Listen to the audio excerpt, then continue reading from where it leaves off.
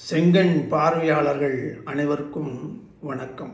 கடந்த 70 ஆண்டுகளாக தமிழ்நாட்டில் நடந்த ஆட்சிகளை மக்கள் கவனித்துக் கொண்டிருக்கிறார்கள். இந்த ஆட்சிகள் காலத்தில் ஊழல், பொது சொத்து ஆக்கிரமிப்பு, கொள்ளை, துப்பாக்கிச்சூடு, பாலியல் வன்கொடுமை, அராஜகம், ஒழுக்கமற்ற தலைவர்கள் இவர்களை பார்த்திருக்கிறார்கள். இவர்கள் சட்டத்தின் பார்வையிலிருந்து எப்படி தப்பிப்பது என்பதை பற்றியும் வழக்கை முடிக்க விடாமல் எப்படி நடந்து கொள்கிறார்கள் என்பதை பற்றியும் இவர்கள் திட்டங்கள் என்று சொல்லி கடன் வாங்கி அந்த தொகையை எப்படி தங்களுக்காக பயன்படுத்திக் கொள்கிறார்கள் என்பதை பற்றியும் கவனித்துக் கொண்டு இருக்கிறார்கள், நொந்து போயிருக்கிறார்கள். இந்த நேரத்தில் தங்களுக்கு ஒரு சரியான ஆளுமை கிடைக்காதா, ஆட்சியாளன் கிடைக்க மாட்டானா என்று ஏங்கிக் கொண்டு இருந்த நேரத்தில் அரசியலில் விஜய் நுழைகிறார். மாணவர்கள், இளைஞர்கள்,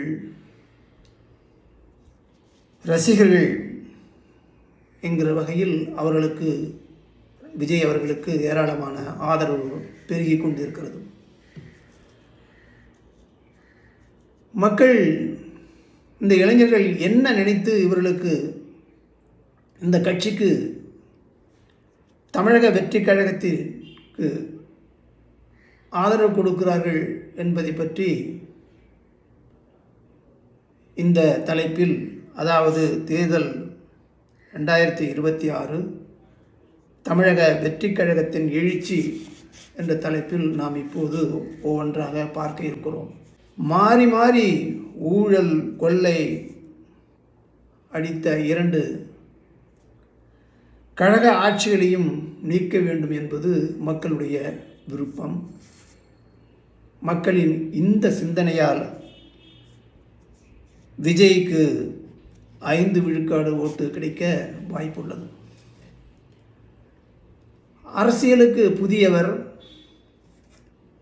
சுமார் 200 கோடி வருமானத்தை இழந்து அல்லது விட்டுவிட்டு மக்களுக்கு ஏதாவது செய்ய வேண்டும் என்கிற நிலையில் இவர் அரசியலில் நுழைகிறார் என்று மக்கள் நினைக்கிறார்கள். இச்சிந்தனையால் விஜய்க்கு 2 விழுக்காடு ஓட்டு கிடைக்க வாய்ப்புள்ளது. சினிமாவில் எந்த கருத்தியலை எடுத்து மனதில் வைத்து அவர் நடித்தாரோ அந்த கருத்தியலை செயல்படுத்துவதற்கு அவர் இந்த ஆட்சியை பயன்படுத்துவார் என்கிற சிந்தனை மக்களிடம் உள்ளது. அதற்காக அவர் 2 விழுக்காடு ஓட்டை பெறுவார். விஜய் சினிமா கூத்தாடிதான்.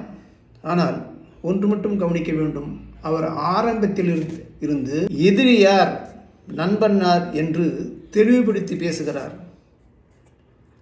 அதனால் இவருக்கு 1 விழுக்காடு ஓட்டு கிடைக்க வாய்ப்பு உள்ளது.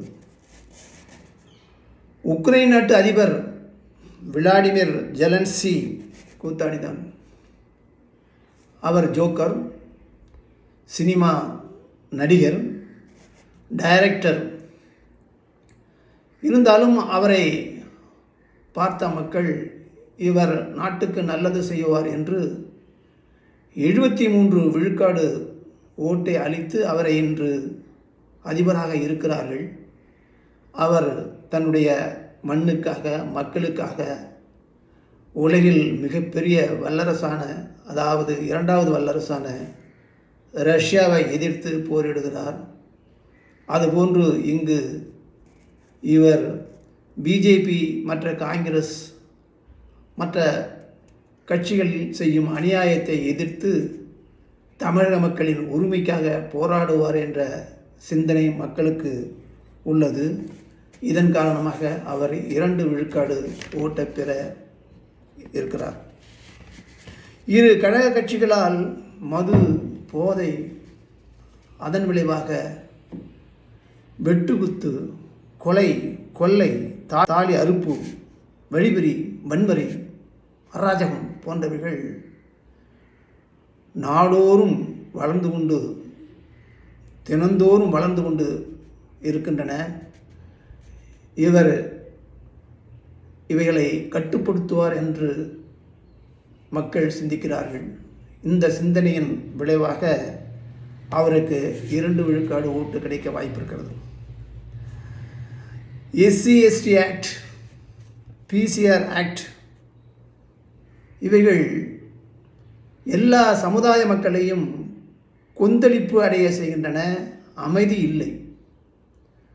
இவைகளை முறைப்படுத்தி, அதாவது விசாரணைக்கு பிறகு கைது என்றாவது கொண்டு வந்து சமுதாயத்தில் ஒரு அமைதியை உருவாக்குவார் என்கிற எண்ணம் இவரிடம்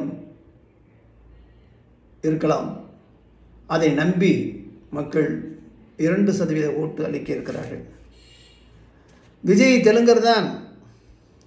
ஆனால் மக்கள் மனநிலை எப்படி இருக்கிறது என்றால், உலகளவில் பார்க்கும்போது இங்கிலாண்டை இந்திய வம்சாவழியான ரிஷி சுனக் ஆளுகிறார்.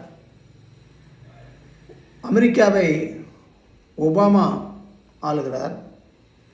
சிங்கப்பூரை ஒரு தமிழன் ஆளுகிறார். பிற நாட்டு வம்சாவழியினர் இவ்வாறு ஆள முடிகிறது. காரணம் என்ன என்றால், அந்த நாட்டு மக்கள் அவர்களின் மீது நம்பிக்கை வைத்திருக்கிறார்கள். இவர்கள் ஆண்டால் நல்லது நடக்கும் என்று நினைக்கிறார்கள். அதனால்தான் அவர்களை தேர்ந்தெடுக்கிறார்கள். அதுபோல விஜய் தெலுங்கனாக இருந்தாலும் மற்ற தெலுங்கர் கட்சிகள் போல இல்லாமல் அவர் தமிழ்நாட்டு மக்களுக்கு நல்லதை செய்வார் என்கிற ஒரு எண்ணம் இன்று மக்களிடையே ஓங்கியுள்ளது. இதன் விளைவாக 1 விழுக்காடு ஓட்டை பெற வாய்ப்பு உள்ளது. சாதிவாரி கணக்கெடுப்பு நடத்தி அனைவருக்கும் அவரவருக்கு கிடைக்க வேண்டிய பங்கினை இவர் பகிர்ந்தளிப்பார் என்கிற எண்ணம், என்கிற சிந்தனை மக்களிடம் உள்ளது. அதன் விளைவாக இவர் 1 விழுக்காடு ஓட்டை பெற இருக்கிறார். வடநாட்டு தொழிலாளர்கள் இங்கே வந்து உள்ளூர் தொழிலாளிகளுக்கு வேலை இல்லாமல் ஆக்குகிறார்கள்.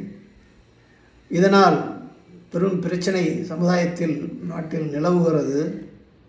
இவர்களை ஒழுங்குபடுத்தி உள்ளூர் தொழிலாளிகளுக்கும் வாய்ப்பு கிடைக்கிற அளவுக்கு இவர் ஆக்குவார் என்ற எண்ணம்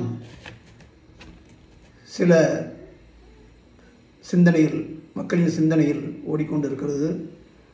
இதன் விளைவாக இவர் 1 ஓட்டு பெறுவார், 1% ஓட்டு பெறுவார்.